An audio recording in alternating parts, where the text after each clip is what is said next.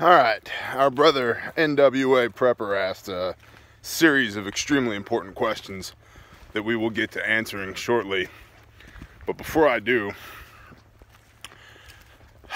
I have to ask a question of my own.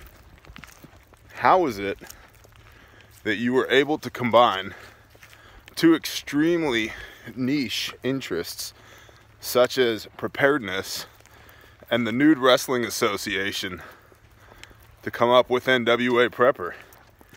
I mean, I thought what I did was niched down. I mean, like, it's hard to get more specific, but you went and did it. Prepping and nude wrestling. It's insane, brother. You amaze me. That's all I can say. You amaze me. So, let's see. One was, why is the grass green? Well, you see, it's because of chlorophyll. And chlorophyll is a chemical in the grass that allows it to absorb sunlight and use that sunlight to create something called adenosine triphosphate, which is basically fuel. And as a byproduct of that fuel, it breathes carbon dioxide and expels oxygen, and actually it performs a function called carbon sequestration. You might not know this, but if you were to increase the organic matter of all the soil in the United States by just 1%, you would sequester all of the carbon that has ever been emitted in the entirety of mankind. Biblical timeline or scientific timeline, doesn't matter. But the chlorophyll is why the grass is green. Now your next question was, why is the sky blue? Now this is a slightly more complicated answer. And so we'll start with this. Light, as you see it with your eyeballs, there's multiple different types of light depending on the wavelength. Yes, light is waves. And there are short, tight waves, and there are long, loose waves, and all of these things your eye perceives as different colors. Unless you're me, in which case you're colorblind and you don't perceive them at all. You just watch I Love Lucy reruns in your daily life because your eyeballs don't function, air quote, properly. But you see, just like yellow waves reflect off of a banana and it appears yellow, or green waves reflect off of grass and it appears green, up in the air, the atmosphere, is a bunch of stuff like oxygen and nitrogen and dust particles and the whole nine. And when light bounces off of them in the upper atmosphere, it is reflected back to your eyeballs at the wavelength that is, drumroll please, blue. That's why sunrise and sunset has myriad different colors in it, because the rays of light from the sun are approaching the upper atmosphere at slightly different angles, causing them to be reflected back to your eye at slightly different wavelengths, which you perceive as colors other than blue. What were your other questions? Let me stop and look in my pocket. Grandma's got a fire going. That's good. So we talk about interferences here with your gear. And today I'm running the Condor chest rig and the Homestead Defender pack. That makes it awful hard to get into the side pocket of my Cabela's Ultra Tactical Fleece. Let's see. Oh, Life Straw or Sawyer Mini? Well, the answer is obvious. Life Straw. Ha! No. You know what? I'll give you a truthful answer on this one. I don't rightly know anymore.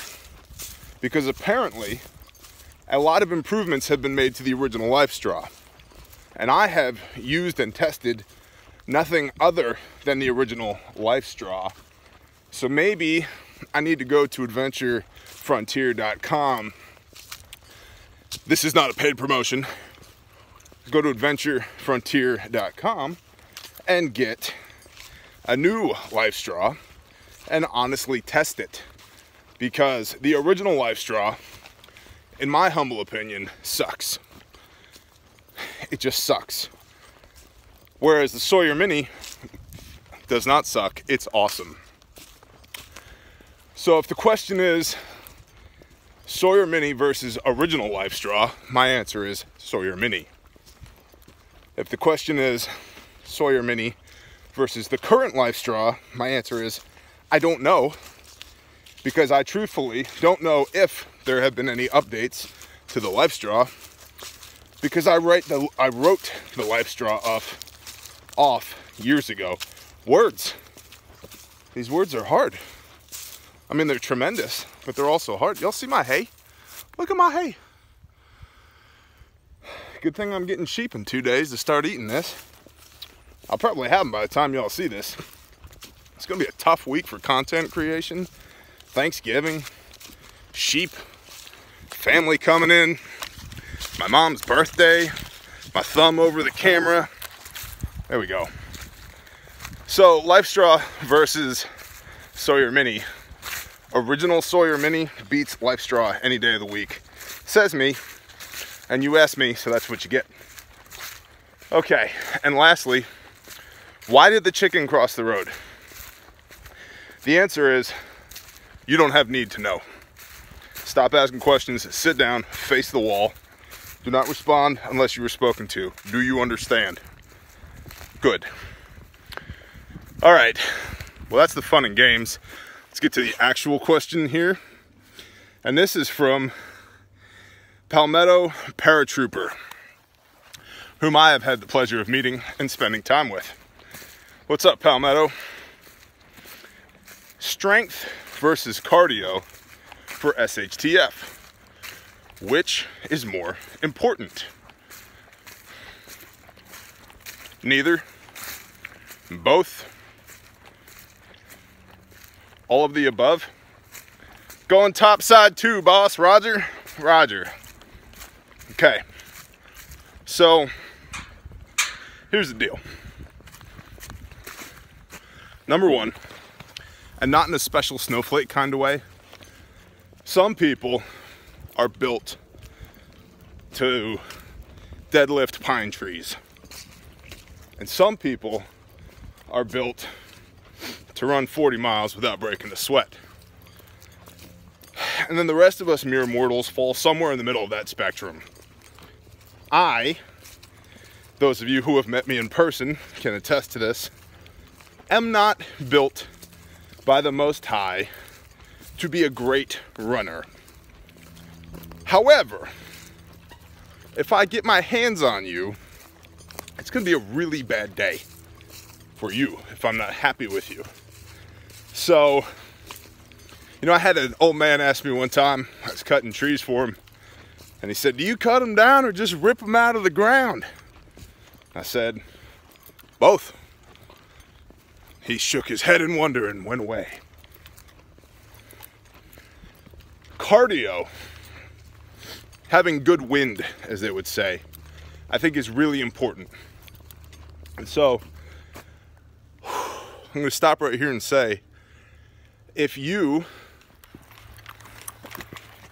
thanks son, you ever get a phone call from your mom when you're in the middle of shooting a Patreon video for your patrons, talking about super ultra tactical stuff in the end of the world, and then your mom calls and is like, hey, just calling to say hi. How is everybody? Is it okay if we come up this weekend? Yeah, mom, I got my battle rattle on. I'm trying to talk to the people.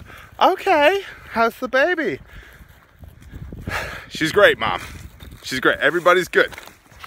I can't wait to see. Mom, I'm carrying a rifle around. No, I'm not that rude, but, you know. both of my parents, I don't know where I get it from, both of my parents will talk to you until you pass out and potentially die without skipping a beat. So, yeah, I come by it naturally. All right.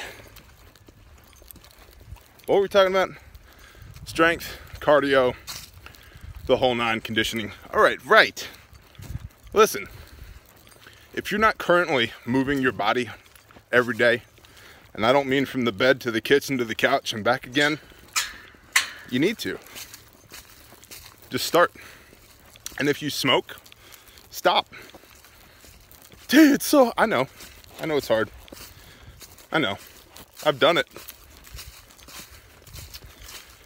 So, if I can do it, you can. Just stop. Because, I mean, look, seriously though, just briefly, that stuff is just so bad for you. It's not like, it's not even a question. Maybe it is, maybe it, no, it's bad for you. It's really bad for you. Stop. Plus, you know how often I get the question, where am I supposed to get the money to prep from? Do you smoke? Well, yeah, okay, that's $5 to $7 a day. Do the math, $150 to $210 a month. That's a lot of rice and beans. So, stop, okay? Because Bear said, stop it. There is a place here, like an Overstock store. They have that nicotine gum for $1 a box. If you need some, email me, ntxmag@gmail. I'll send you some. That's $1 a box. I'll hook you up, man. Assuming they still have it. So, chew the gum. Not that this is nicotine gum, but chew the gum. Chew the gum or I'm gonna make you talk to my mom about how my kids are, okay? All right, cool. Next, strength versus cardio. Man, it's everything. It's everything. Because it doesn't matter how strong you are. If somebody's shooting at you and you can't run 100 yards to cover. Now the flip side of that is, if somebody's shooting at you and your buddy gets hit and he's 100 yards away, you run over to him, you get there, great, but you can't drag him because you're weak. That's a problem too. So, as I have said before, man, I'm just babying this walk I'm taking today because I'm talking with you guys. As I've said before, I think the ultimate expression of preparedness is homesteading in community. And that's gonna take strength and conditioning and dedication. You're gonna have to work at it. So it's both. I don't think one is more important than the other. But I think the way that one could approach it is to do an honest assessment. Where am I lacking? Strength or conditioning? Because I'll tell you right now, I'm really strong. Always have been. And I pray to the Most High that I always will be. Really strong. I was leg pressing 960 pounds at one point in my life. So, and I can bench press almost half of that. So I'm really strong. But my conditioning lately has been terrible. Yeah, terrible. Not even like, we're not even gonna pretend it was okay. No. My conditioning was not high speed ultra tactical. I was just talking with the brethren and Pastor Joe at Shofar about this yesterday. Although we weren't at Shofar. We were at undisclosed waypoint Charlie. Or whatever. Pick your tactical. About conditioning and strength versus cardio. How good is your wind? So, I think you need to be honest with yourself about where you're lacking. And then knowing what your body type is.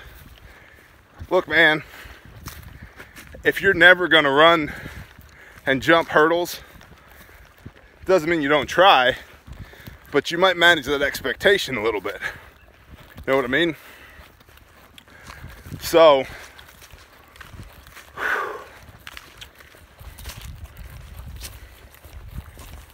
if you're fast but not strong, keep running, but get strong. If you're strong but not fast, start running. Keep working on your strength, but start moving your body. And it really is all things. You know, it's like when you get into preparedness, everybody just starts buying guns and ammo. And then they realize, okay, that's not enough. So then they start stockpiling food. Then they realize that's not even enough. Then they get into medical. Hopefully they get into comms, and then they get into training. They're like, this isn't enough, this isn't enough. Now what do I do? Okay, I need community. And I need to know how to garden and produce livestock and do all the things, right? And you realize it's all the things. It's not this thing or that thing. It's all of the things. So I would encourage you with fitness. Palmetto, I know you. I love you, brother. But you can't deadlift what I can. But I bet you could run way faster, way longer than I can. We just have different body types. You know, messed up knees all aside. So, knowing that, you should be strong for your size and well conditioned with as much wind as possible for your size and body type, right? Healthy is healthy. You know if you are or if you aren't. And just be freaking honest with yourself. Man, it's either working or it's not. So if it's not working, yeah, I'm going through this right now, doing an honest assessment of myself. What works, what doesn't work. And this is what I was telling the guys, the brothers at Shofar.